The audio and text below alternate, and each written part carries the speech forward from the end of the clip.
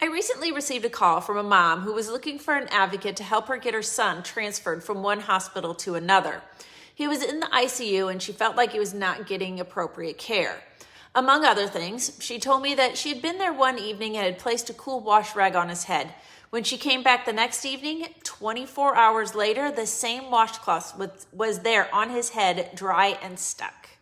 This is also the same hospital I often talk about that was the subject of a national news story about just how horrible they are. I get these calls more often than I should. So what are your rights when you or a loved one is in the hospital and you want to transfer to another hospital?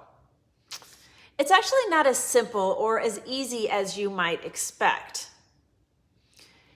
In a perfect world, you request the transfer, the doctor at the current hospital confers with the doctor at the requested hospital, and they agree to the transfer.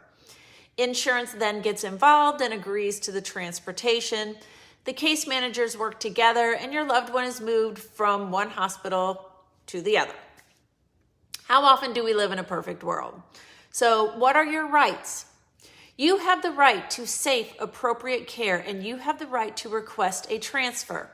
A hospital cannot refuse to transfer a patient if the patient or family member requests it and a receiving hospital with appropriate capabilities accepts the patient. This is your first hurdle. You have to find an accepting hospital and physician. You do not have the right to a transfer because you don't like the doctor or you don't like the care. You don't have the right to a transfer because you feel another hospital is better than the one you are at. You have to prove that you need a higher level of care or that there is something at the accepting hospital that you cannot receive at the current hospital. This is very important. The second hurdle is transportation.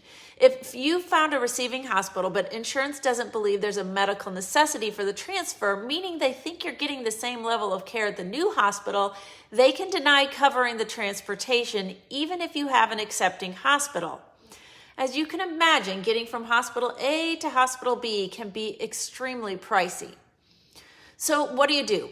First of all, keep detailed notes of what is happening and be specific. Note missed medications, delays in tests, uncontrolled pain, worsening condition, inability to provide appropriate monitoring, and this is a big one, any specialist or technology that Hospital A does not have available but Hospital B does. Ask for your concerns to be added to the official medical record. Ideally, the attending agrees with you and documents concerns in the chart as well. If he or she does not, you can request a second opinion within the hospital, or you can request an ethics consult or patient advocate involvement. But remember, hospital patient advocates are on the payroll of the hospital, so you may want to consider hiring an independent patient advocate. Insurance and hospitals rarely approve transfers just because family feels care is bad. It must be linked to concrete, documented gaps in care and capabilities. Personally, I always think it's better to start from a collaborative standpoint. Like, we all want what's best for the patient. How can we get there?